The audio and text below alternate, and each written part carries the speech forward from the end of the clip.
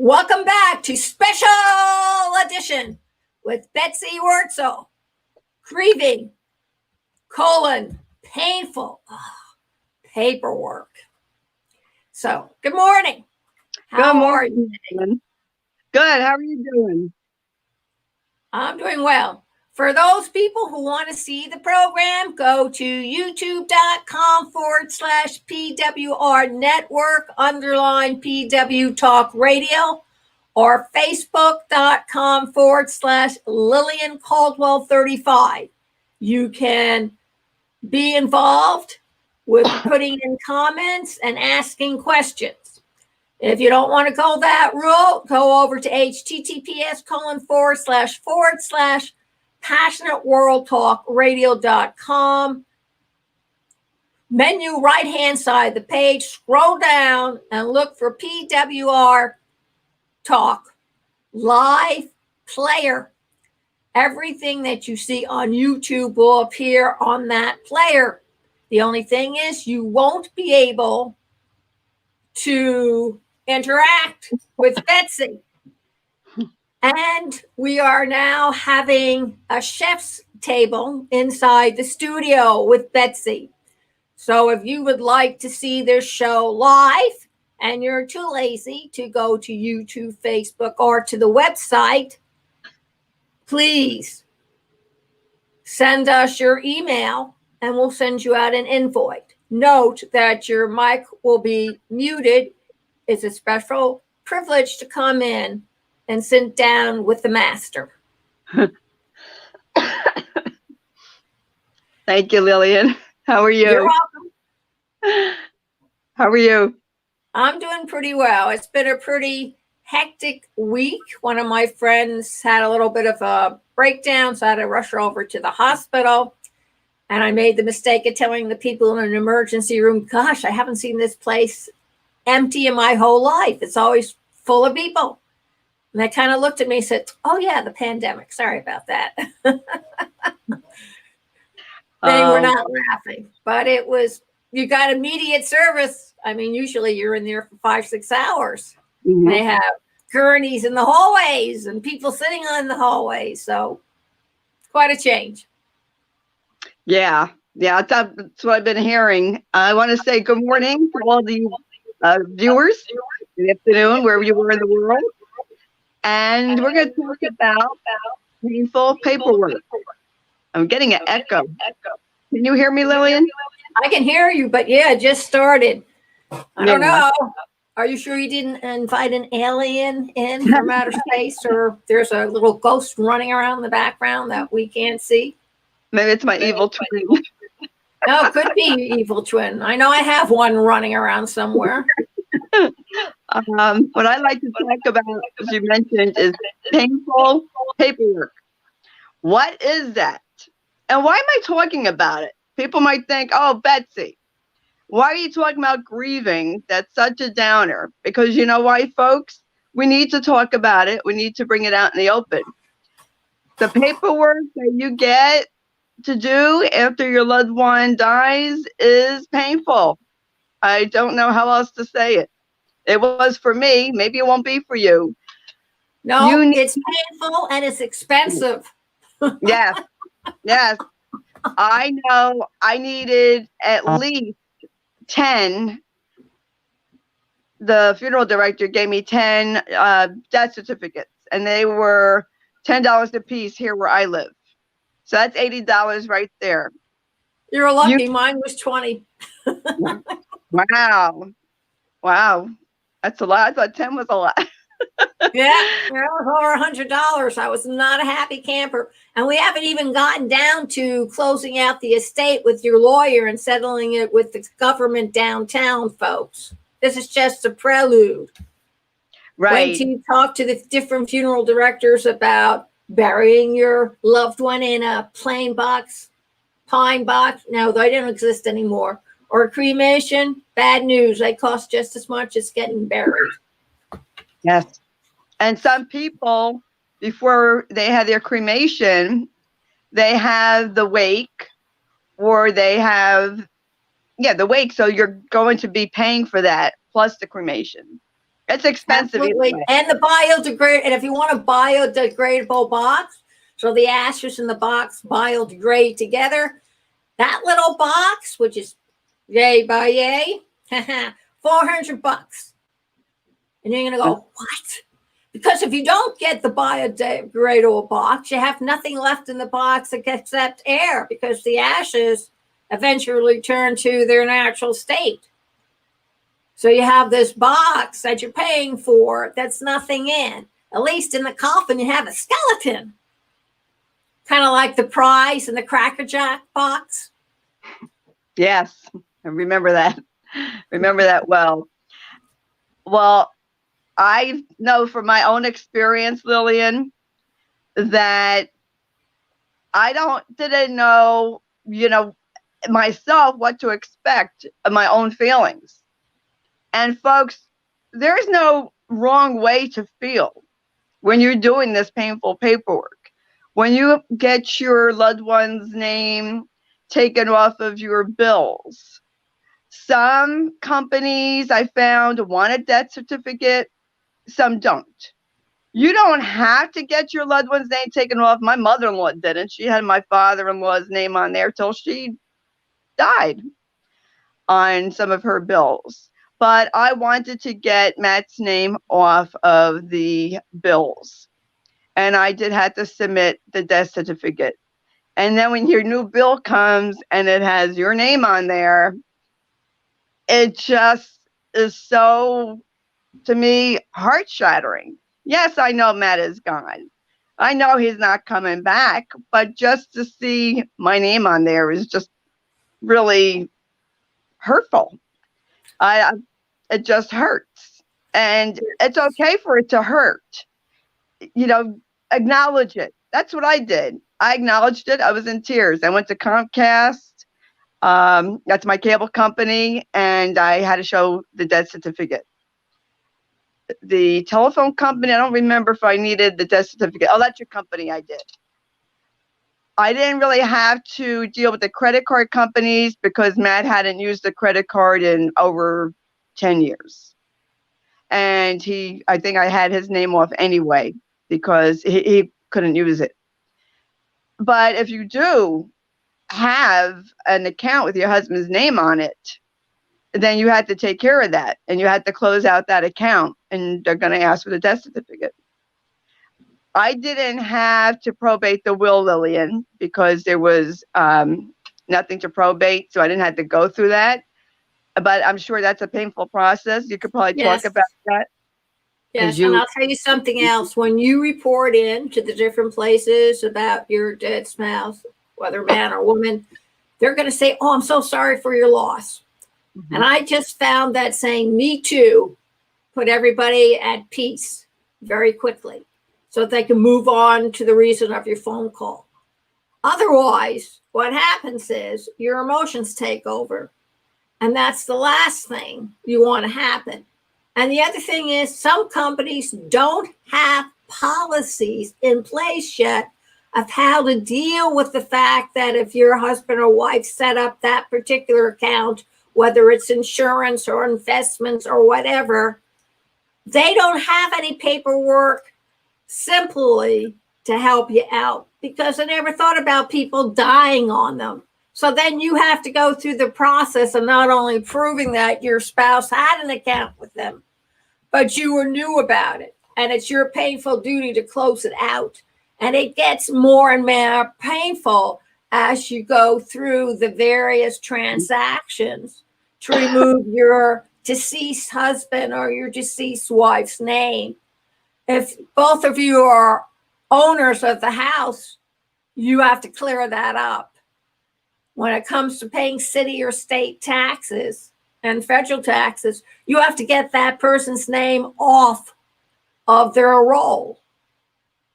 When it comes to anything that your spouse has been involved with, like my husband did a lot of work for the Democratic Party. I finally had to tell him, my husband is dead. Didn't you read the obituary? It's there legally. Barry Jacobson, deceased, and they give the date and all that other stuff. but these people don't know how to read. They never got past the 3rd grade, apparently. So it's your job to make sure they understand that your spouse is no longer among the living. You think about the Social Security checks that go out to dead people. You have to notify Social Security. Those Medicare benefits that take care of dead people, you have to notify Medicare. You have to notify the bank. Your husband's dead. You want him off the checks. Otherwise, you have to cross out his name and write deceased. Otherwise, you're going to get into trouble legally.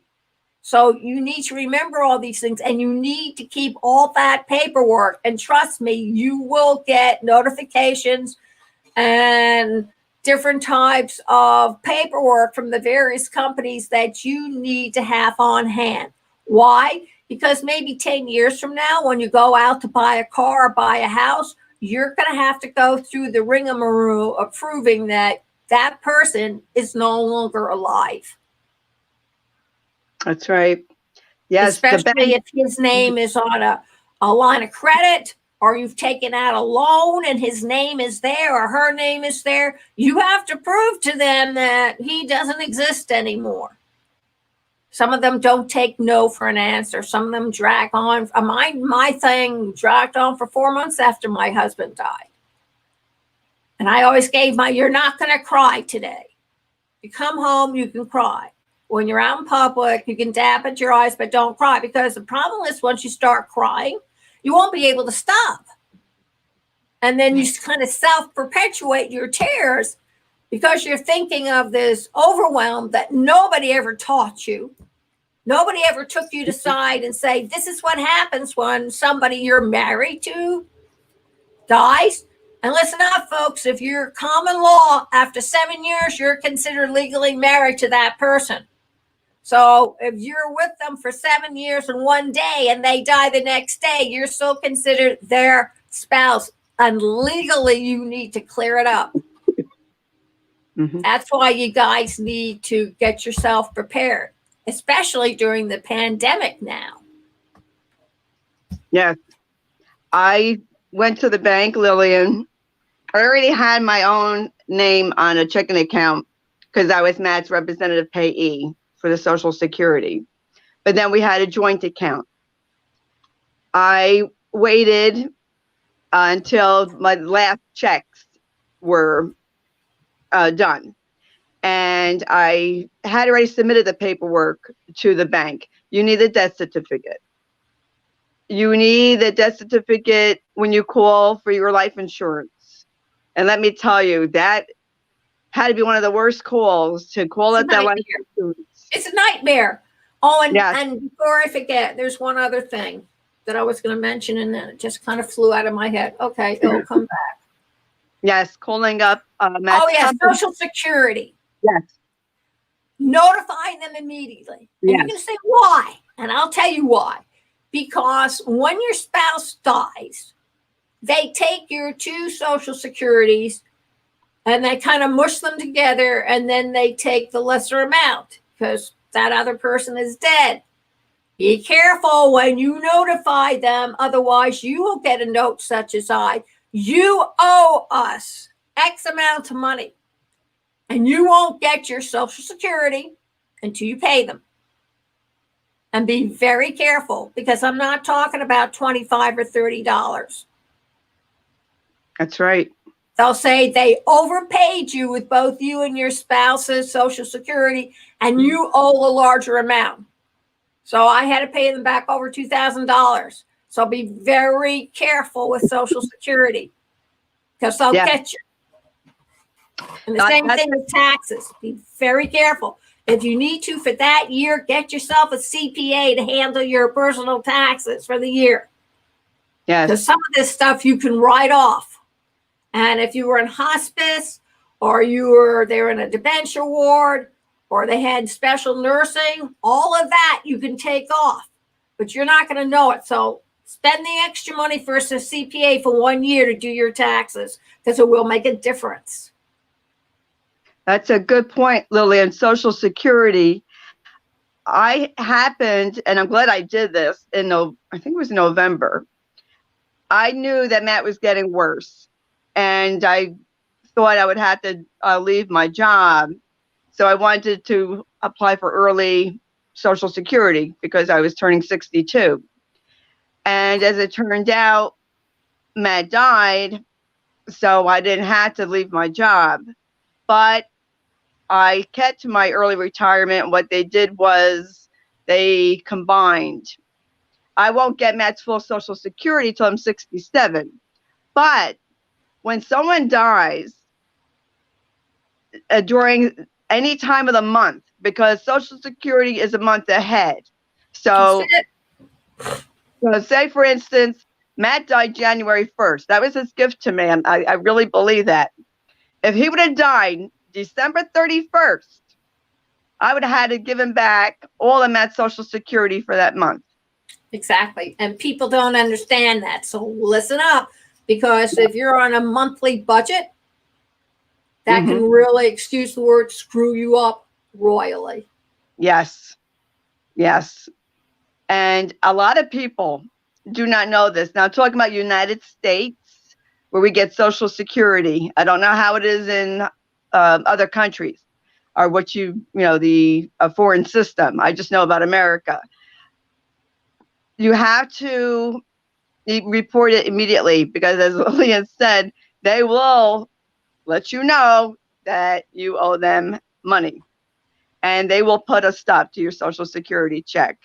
Thankfully, I didn't have that problem. I went down to Social Security, and I talked to the guy there, and he helped me out. If you have children, they will get a death benefit. They will get Social Security from their father, depending how old they are. Because my son is disabled, and he was already on SSD, Josh was able to get an increase because of his father's death. So keep that in mind when you go down to Social Security. I also found out, Lillian, because Matt died on January 1st and only lived, 6 hours, I could claim Matt for 2020. However, 2021, I will be considered single head of household, and I get charged at a higher tax rate. Well, I get you coming and going, but I'm really serious about, my husband died in September, but he was in 3 months worth of special care, $14,000 a month. Wow. And as a result, my CPA applied that, of course, for 2019 taxes. And it's made a big difference. So find out what you can deduct. Even if you go over to some of those other places, I forget their name, I can hear their theme songs, but don't remember who they are. Really talk to them about, can I deduct this? Because this is all medical for the upkeep of my husband. And according to my CPA, you can. So make sure you claim it, because that will make a big difference. I think for the first time in 10 years, I actually got some money back from the government, not only for my business, which blew my mind, but also for my taxes. So you have to understand that Social Security is considered revenue coming into your house once a month. So you were taxed the first time when you earned it 50 years ago, and you're getting taxed on it again because it's money coming in. Yes. From a savings account that you yourself put up. But you have to understand that this Social Security is not free money. It's taxable. Just like your unemployment insurance you guys get.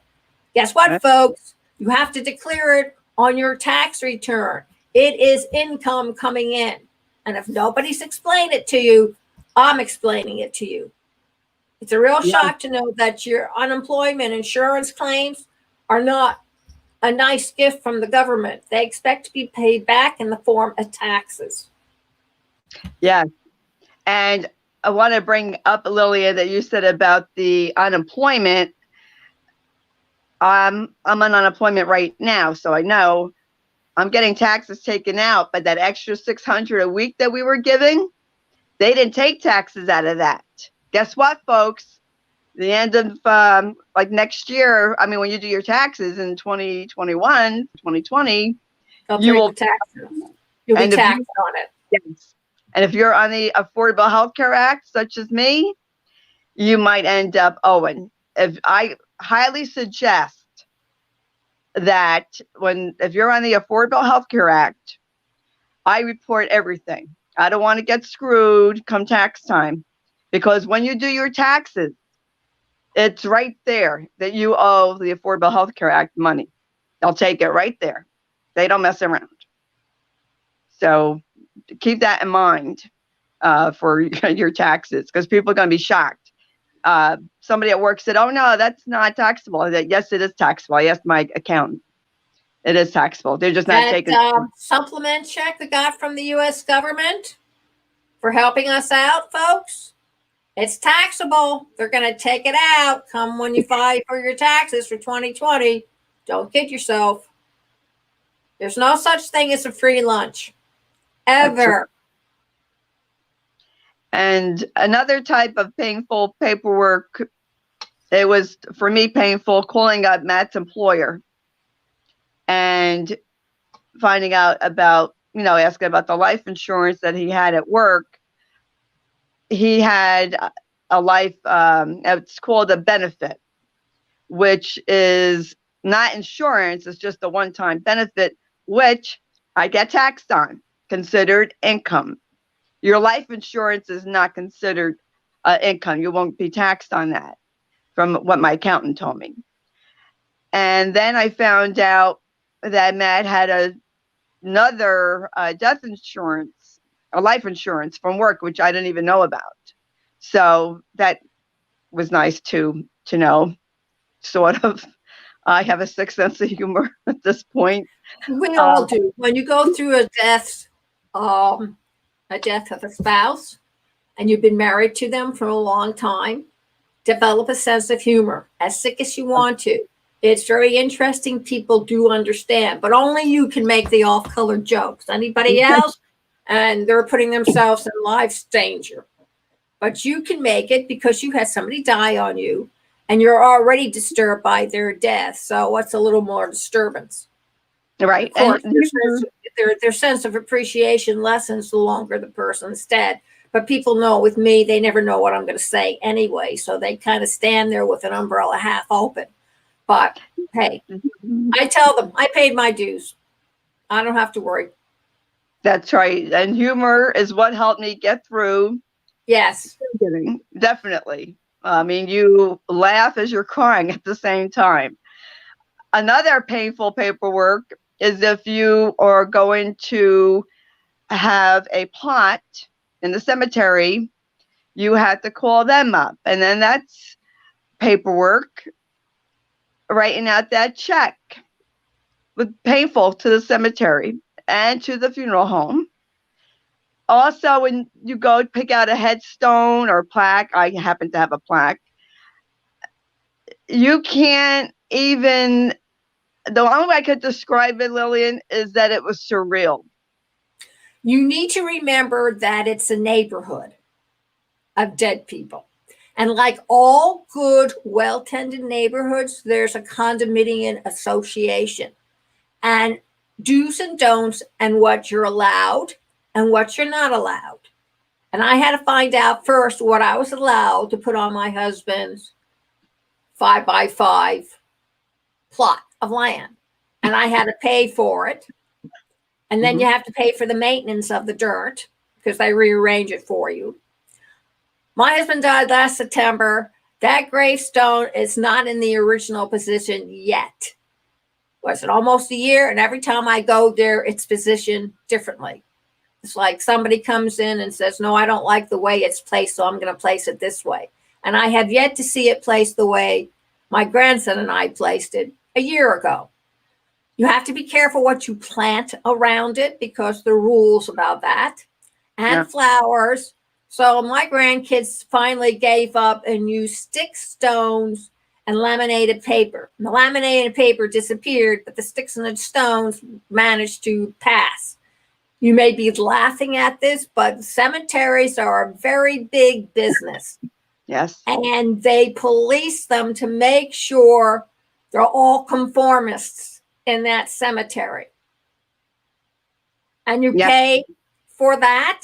And you also have to do all the paperwork and hand it over. They won't let you put anything in that ground.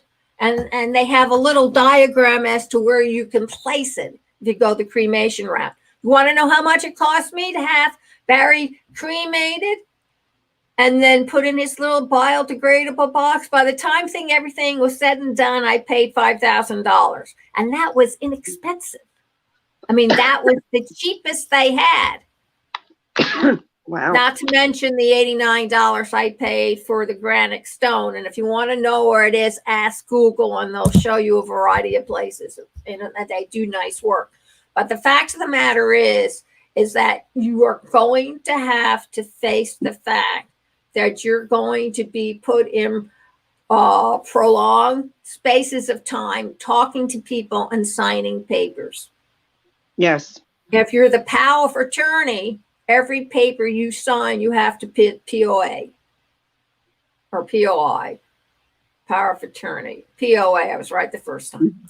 You have to sign that on everything, or the person who's the power of attorney. Because if you're not the power of attorney, that wonderful, painful paperwork goes on to them, and you get to watch them suffer. The system is not set up to help a grieving widow or widower or child or relative. It's painful because they don't really know how to deal with illegal death in this country. People being murdered, people being killed, sliced, diced, they can handle. They have it down pat. But dying from natural causes, that's not so easy. And people haven't quite figured out what the proper way is to handle something when somebody dies. So like I said, make it easy for them. Oh, I'm really sorry about your loss. Me too. Doesn't leave them anywhere, so they move on. Right. I say thank you. I appreciate that. Or you could say, I used to say thank you, and then they would really go on. I'm going, oh my God. So I tried me too, and that just went. And they went on. They didn't know what to say after that. So they didn't know my husband. They're trying to be polite, but, offering their condolences are fine, and then move on. It's tough enough as it is. I don't need to dwell on the fact that, for better or for worse, he's dead, and I have to face the music. This wasn't supposed to happen. We were supposed to face eternity together, but that didn't happen. And if nothing else, try to be respectful of the spouse who's calling in, because they're going through hell. Yes. Yeah, definitely. I mean, unless you potentially poisoned your husband or wife to get rid of them, and that's a different story altogether. But for the rest of us, it's a very painful time. Yes. I had to tell myself, you can't cry. You're going to work today. You can't cry. You leave your personal problems at the door. And when you walk into that business door, they don't care. I would find myself getting choked up a little bit when I called up the different companies. When I went to get Matt's plaque to order it, it was really just, okay, I can't believe I'm here doing this. That's just what I thought. I cannot believe I'm here doing this. But I did it. And I even had my own name on there with my birthday. They just have to fill out. All Josh will have to do is put the date of my death, the year. Right? I got a simple plaque. You're right, Lillian, about the cemetery. I didn't know. I had to call up the cemetery. I put silk flowers. I figured, I didn't want to waste the money on real flowers. And they were there, and then they were there, and I took that out, and I put new ones on, and they disappeared. So I called up the cemetery, and I said, do you allow silk flowers? And she said, no. That's why they were removed. So you can't have silk flowers. That's why people put stones. Yeah. And actually that's a Jewish tradition of putting stones on a plaque or a headstone. Because when we went to see my dad, we would put stones on his plaque. You have to be careful though, because I read this at the cemetery and also at the plaque place. If you put stones on some of these plaques, it will scratch it. So maybe if you want, you could put it around. It's, so individual how people feel, how they deal with it. Yeah, did I cry when I did the work? Yes. I had to choke back the tears, and I talked to Matt's insurance person, the insurance company. It was very painful experience. There's no doubt about it. But I chose, Lillian, to have the mindset that, yes, this is painful. I acknowledged it. This sucks. I acknowledged that. I told Josh, yeah, it is sad and it does suck. But now we had to move on. And I try to tell Josh and myself not to focus on the horrible end of what happened, but the whole life of that person.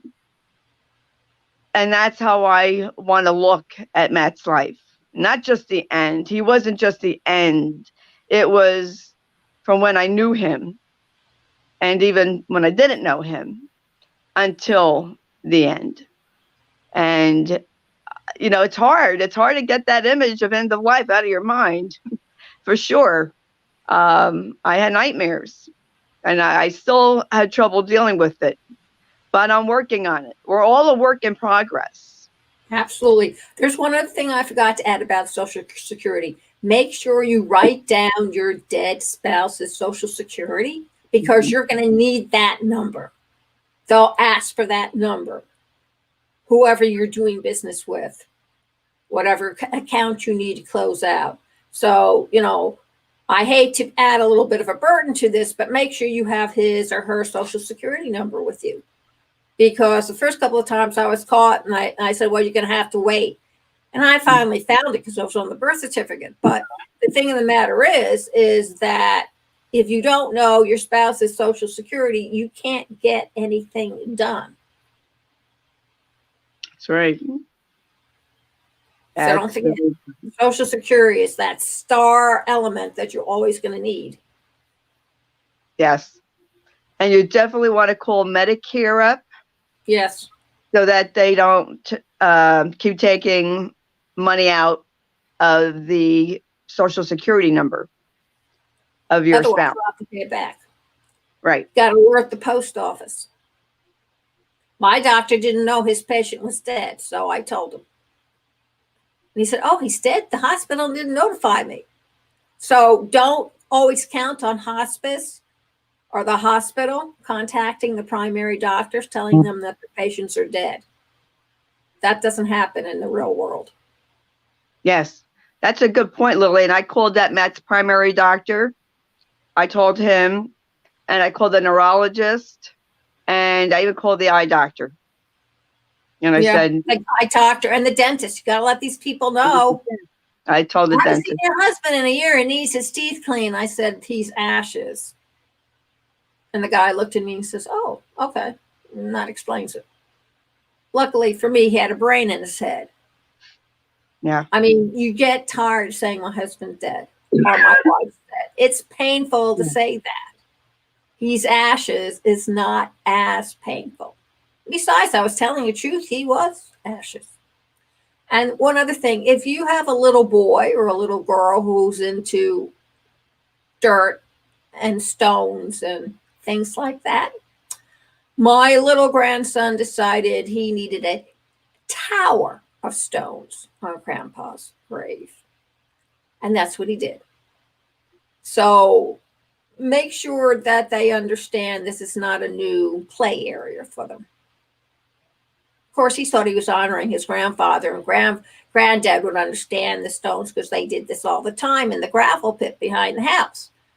But the cemetery wasn't so hip on the idea. So we had to remove several hundred stones. But the thought was there. Mm-hmm. Yes. So make sure you explain in simple language for some of them. Now, my little one at 7 would be insulted if you use simple one-syllable words. He understood a lot more than that. So I just told him that if they had all those stones there, Grandpa, if he had a stretch, would have problems. And he agreed. Oh, that's kind of cute.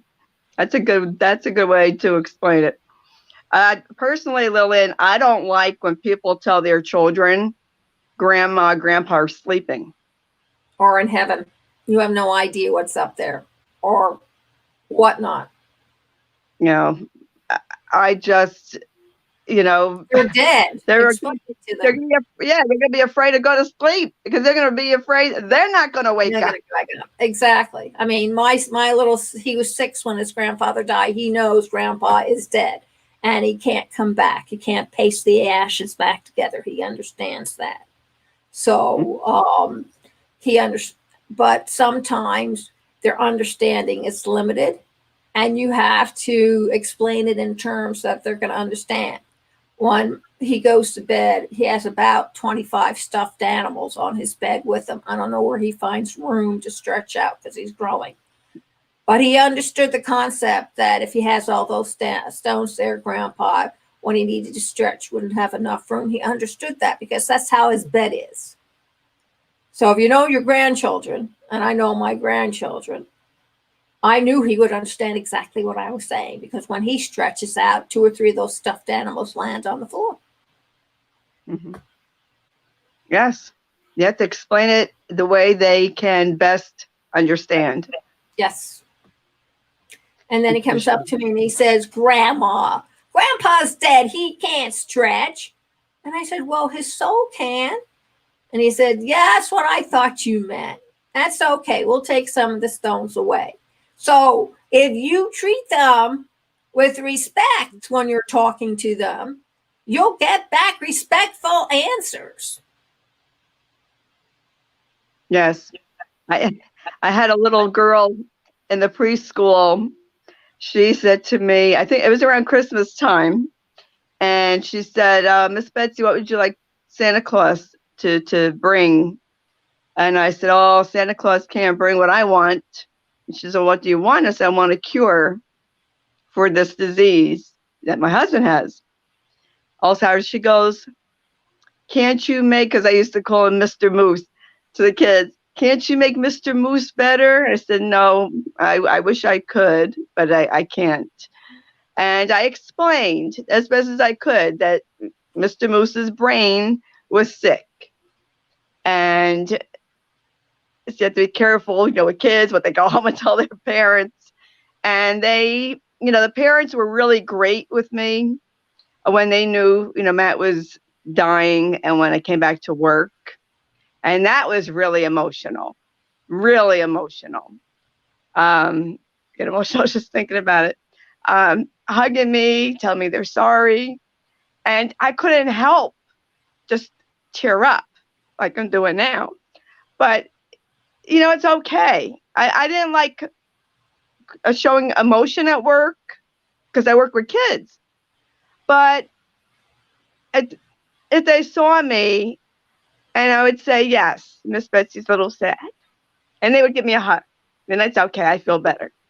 Because kids are very smart. They pick up on your feelings very quickly. Yes, they do. Yeah, they really do. And they were really sweet.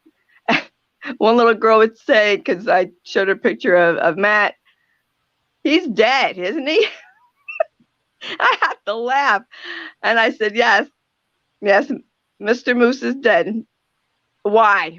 So, we would go have the routine, and this little girl would ask a lot. But, they're curious. So. Yes, and you have to answer their questions. It's like, my grandson said, why did Grandpa have to die? And I said, because he couldn't breathe in his lungs anymore. They shut down on him. I wasn't going to say he gave up. He knew his quality was life. That would go straight over his head. And I said, some days when you really just don't feel like getting out of bed and you want to stay in it for a while, He said, yeah. And I said, well, Grandpa was really very, very tired. And he decided he just wanted to go to sleep. And because he was tired. And he looked at me and says, okay, Grandma. But what I was really thinking, folks, was, okay, Grandma, you can tell me this, but I know there's a lot here you're not saying. But I've been brought up the right way by Mommy and Daddy, so I am not going to probe. Mm-hmm. He may come back when he's 12 and say, so tell me, why did Grandpa really die? Because kids don't really leave things like that alone, but they take it inwards in them. And when they grow a little bit more and they have a little more knowledge of the world, they come back out with it. So be prepared. Yes. To then, Grandpa and Grandma are still alive. I mean, he still visits the grave about every 6 weeks. And this is a 7-year-old because he misses his grandfather. He talks to his grandfather. He says, do you think it's okay if I talk to Grandpa? I said, oh, he loves it. Grandpa's a great listener. I said, he always was. Yeah, I talked to him. Yeah, he knows that he'll never hear anything from Grandpa. But the fact that he can go and talk to Grandpa about his troubles or whatever bothers a 7-year-old, and that Grandpa will listen and make no judgments on him, make no demands on him. That's a wonderful thing for a kid to go and have. Yes, I agree. When I take Josh is 36, and we go to the cemetery, Josh will start crying, and we'll both start crying. And, I'll pat Josh on the shoulder and say, it's okay, Josh. It's okay. You might always cry when you come here. And if you cry every time you come to the cemetery, it's okay. And it's okay for you to feel how you want to feel. And I go, if you want me to go in the car, you could talk to your father. But he likes me there. But I just want to give him that option that he could have his own space. Yeah. It's important. Yes. And I could tell you, folks, I didn't know exactly when Mac's plaque was going to be at the cemetery because the monument place told me one thing and then the cemetery told me something else. Yeah. So I went. Everything they're in agreement with is those green things that you have to hand over and the painful paperwork to go with it. Yeah. So in April, I think it was April 1st, and I was thinking, okay, where's Matt? And I looked down, and there was his plaque, which I wasn't expecting there because they told me it wasn't going to be until the end of May. Yeah. And it just hit me like a sledgehammer because I wasn't expecting it. Yes, I know that we all know that our loved ones are dead. They're gone. But to see it in writing on a plaque just finalizes the deal. I'll put it that way. And it just hit me so hard. Well, it's worse when they're cremated. I would go and take a look at the box, and that was the total essence of my husband, was this box filled with his ashes. It just blew my mind that this is all this is. There's nothing more. That's it.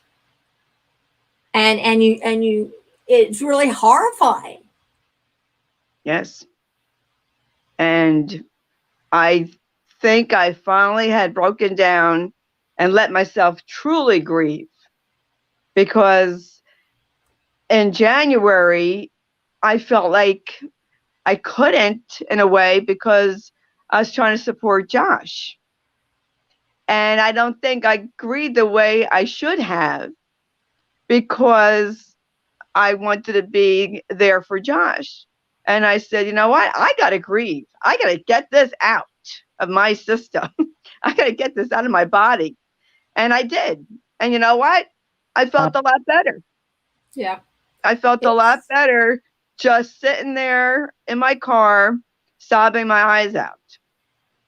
And folks, if you have a cemetery, or even if you have an urn in your house, and if you cry whenever you see it, it's okay.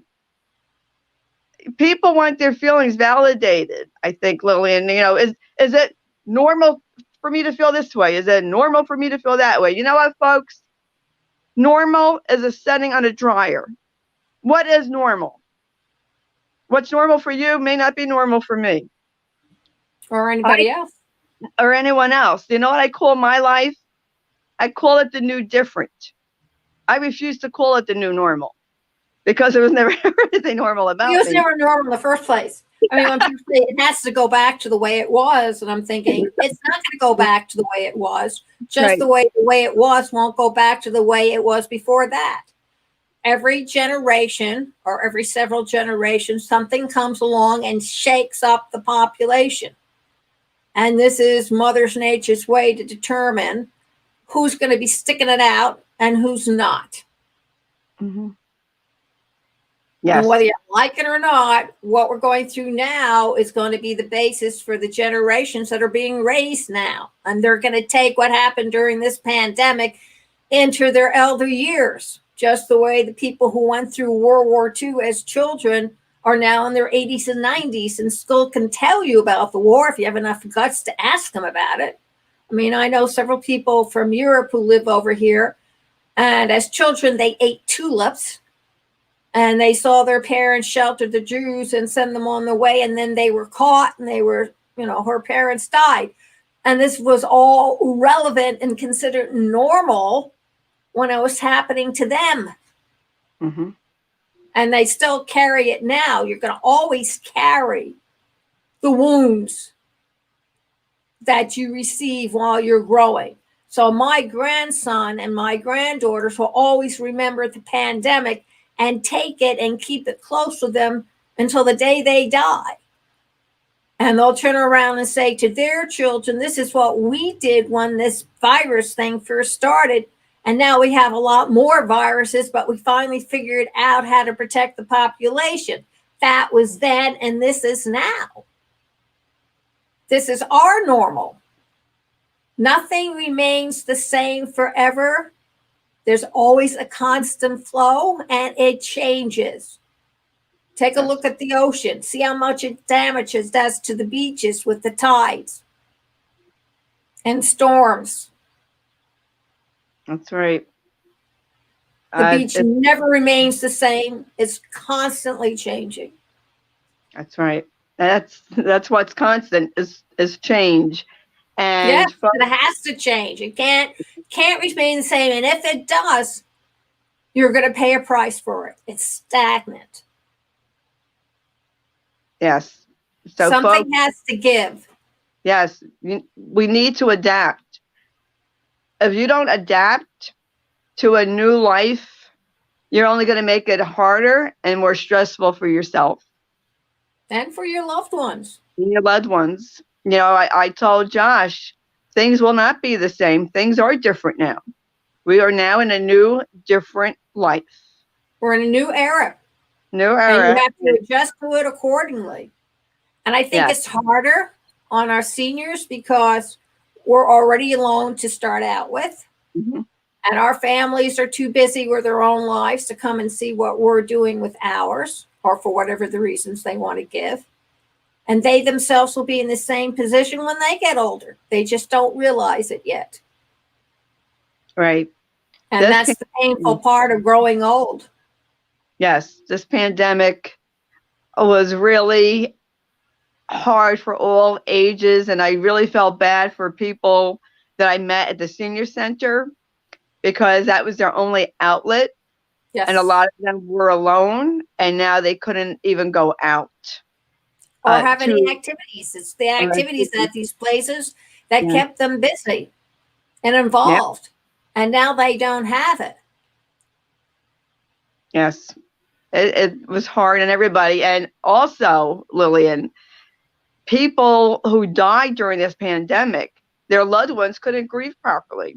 They couldn't have the funeral. They couldn't have a wake. They couldn't sit shiva if you're Jewish. It was just not that closure. The rituals that we normally do, they didn't have that.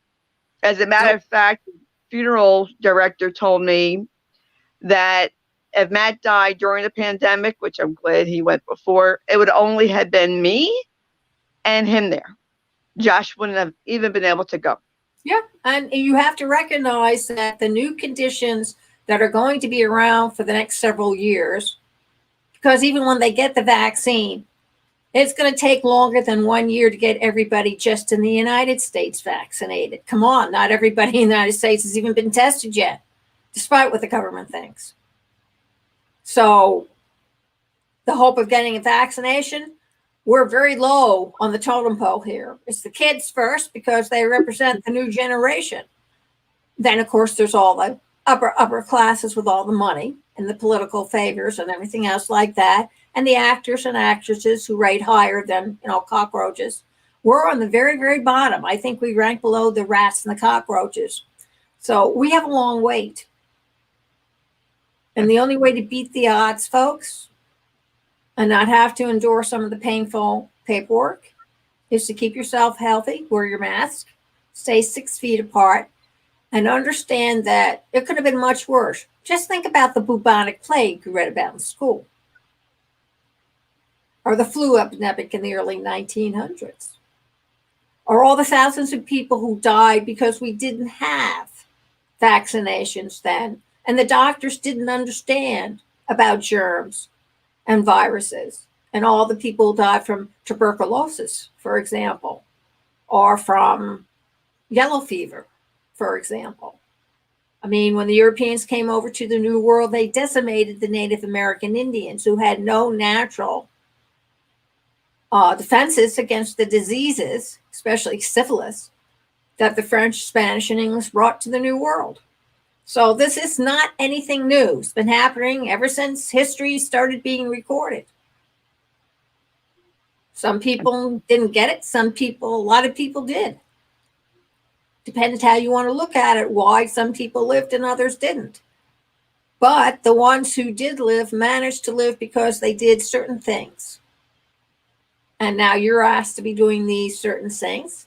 Otherwise, next week we'll be talking about the additional painful paperwork one needs to do, because when someone dies, there's always a lot of paperwork, and it takes 4 or 5 months before you can clear it. And then you have to store it and keep it around for the next 10 years. Why? So you can prove that your spouse is dead, because people have very short memories. Yes. I'm still returning mail to the credit card companies and to banks and investment services. My husband's been dead for a year. What's the problem here? The problem is when I receive it, I get upset. Yeah. It hurts. Yes. Oh, that's another thing, Lillian. If your husband or wife had IRAs, all different accounts, and even, we don't think of this, the digital world. What about the passwords? Can you get into their accounts? No, that's a nightmare, especially if they don't write things down for you. I know there are things on the net still that my husband initiated that I never figured out how to get into and close down. But you better believe that he's still a living entity on the net, because I get emails for Barry all the time. We need to wrap this up. Next week, the program is going to be at 2 p.m. All right? Okay. One of those moments from God. An act of God is interfering. So the program will be at 2 p.m. Special edition with Betsy Wurzel on Passionate World Talk Radio. Educate, enlighten, entertain. You got questions? Email Sloan at Sloan Betsy 31. Thank you. At gmail.com. Got questions for the producer? LSC at Passionate World Talk Radio.com, or leave a voicemail 484-364-1032. You want to add anything, Betsy? Yes. As always, I want to recommend professional counseling. Go to your senior center, call them up, call up places for help. There's no shame in asking for help. We all need help at some point. So please contact your mental health centers, your doctor, recommendations. There is help. There's resources out there. If you have any questions about it, you can send me an email. Thank you, everybody, for watching. And please share this show. Absolutely. And remember, the special edition chef's table. To be invited, you need to send us your email. Think about it. You'll be able to see the audience version and vision of Special Edition with Betsy Wurzel and producer Lillian Caldwell. Thank you for joining us. Have a great weekend. Thanks. Bye-bye.